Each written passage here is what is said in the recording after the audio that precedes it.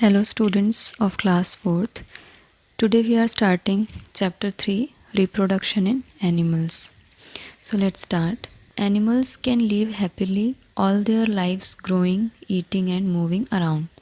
But if they don't produce more of their own kind, they will have nobody to represent them in the future. It means animals खाने और grow करने के साथ साथ खुशी से अपने जीवन को जी सकते हैं या आगे बढ़ा सकते हैं, लेकिन यदि वे अपनी तरह का अधिक उत्पादन ना करें तो भविष्य में उन्हें रिप्रेजेंट करने वाला कोई भी नहीं होगा. So the process by which living things produce their offspring is known as reproduction. वह प्रक्रिया जिसके द्वारा जीवित चीज़ें या लिविंग ऑर्गेनिजम्स अपनी संतान उत्पन्न करते हैं, उन्हें रिप्रोडक्शन कहा जाता है. यदि लिविंग बीइंग्स रिप्रोड्यूस ना करते तो अर्थ पर जीवन का हो पाना संभव नहीं था. Animals can be grouped into 2 categories. Animals को 2 वर्गों में बांटा जा सकता है. एक तो वे जो अपने वंश को जन्म देते हैं और दूसरे वे जो अंडे देते हैं, एट लास्ट जो संतान पैदा करते हैं.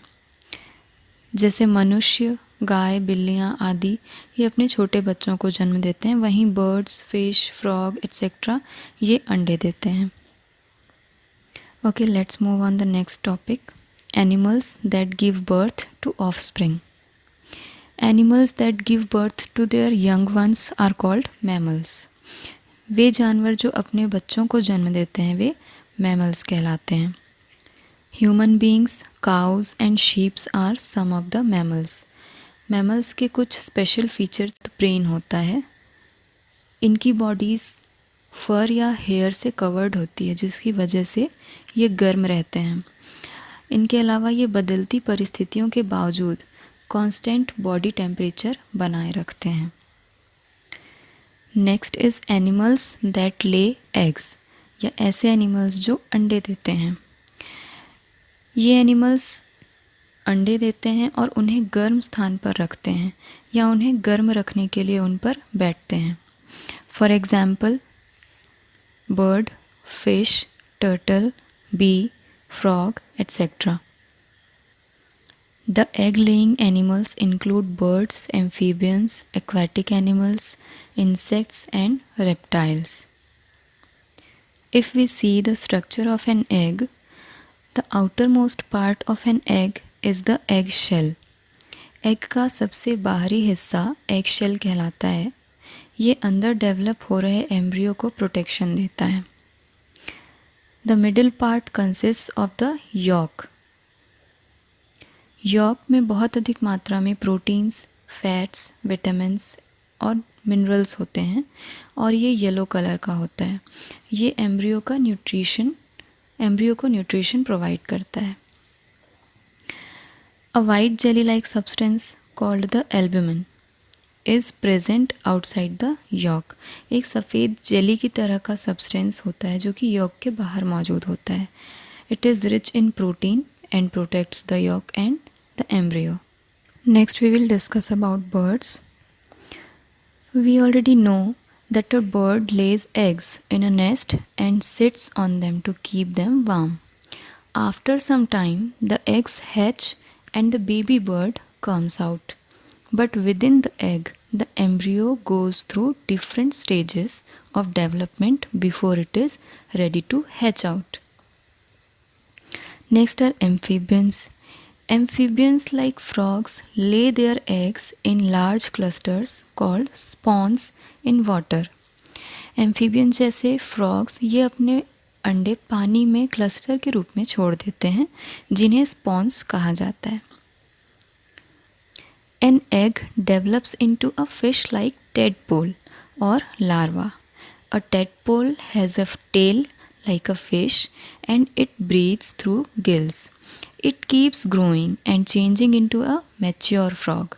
In the process, it develops legs and small teeth, loses its gills and develops lungs for breathing.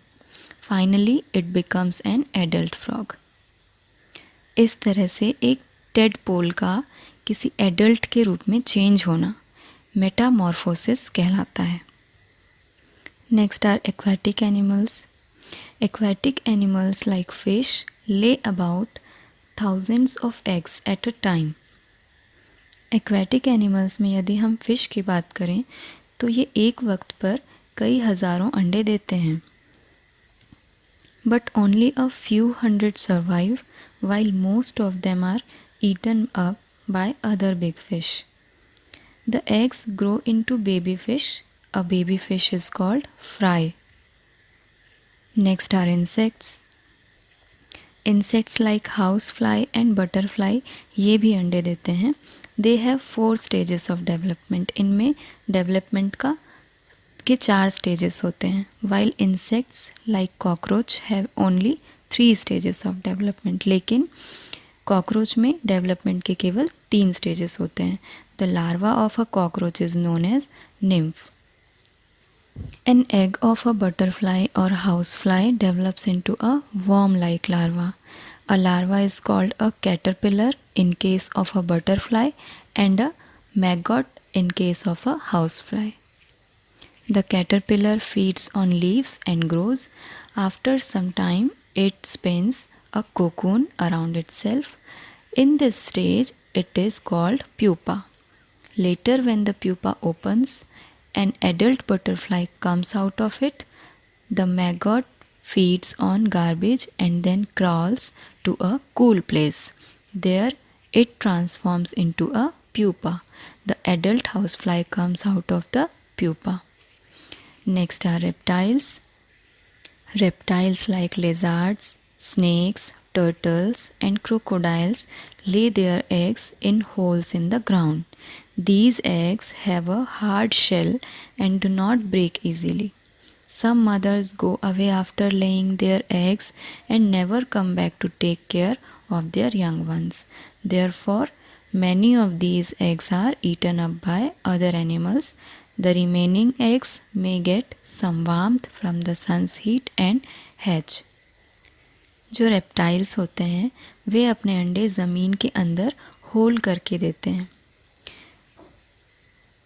In eggs का जो आउटर कवरिंग होता है या जो शेल होता है वह काफ़ी हार्ड होता है और वह आसानी से टूट नहीं पाता. तो इनकी जो मदर्स होती हैं वो अंडे देने के बाद कभी वापस नहीं आती हैं.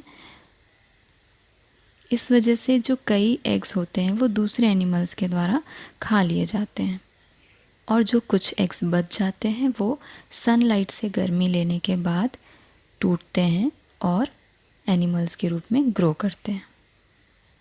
I hope this session is clear to you. Thank you.